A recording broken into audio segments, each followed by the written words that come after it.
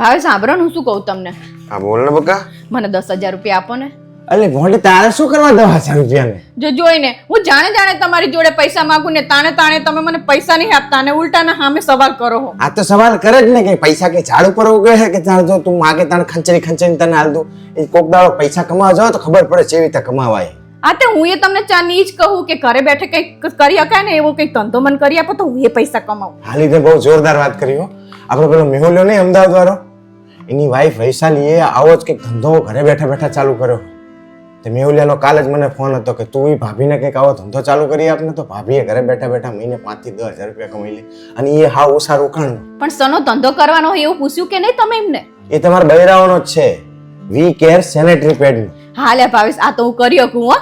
અને હે ને મારે તો લેડીઝ નું ગ્રુપે સારું છે અને આ બધું તો મને સારું ફાવે. પણ એમ તો કહો કે આમાં પૈસાનું રોકાણ કેટલું કરવાનું? અલી ભૂડી, એની તું શું કા ચિંતા કરે? એ તો હું મંગાઈ લઉં.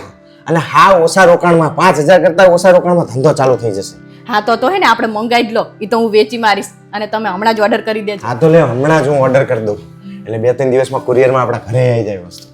પણ હું શું કહું પારુલ તને, જો તું પૈસા કમાવા માંડે ને તો પાછી પૈસા વાપરવા આવજે હો મને. હા લે, હવે એમાં તમારે થોડું કહેવાનું હોય. એ બધા કમાયેલા પૈસા આપણે બેન જ કમાવાના હે ને. તો બહેનો, અમે તો ઘરે બેઠા હો સરસ મજાનો વ્યવસાય ચાલુ કરી દીધો છે. તો તમે કોની રાહ જોઈ રહ્યા છો?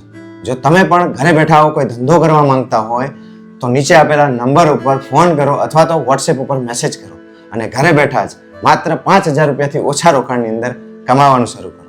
વી કેર સેનેટરી પેડ, એક નવી શરૂઆત ભરોસા સાથે.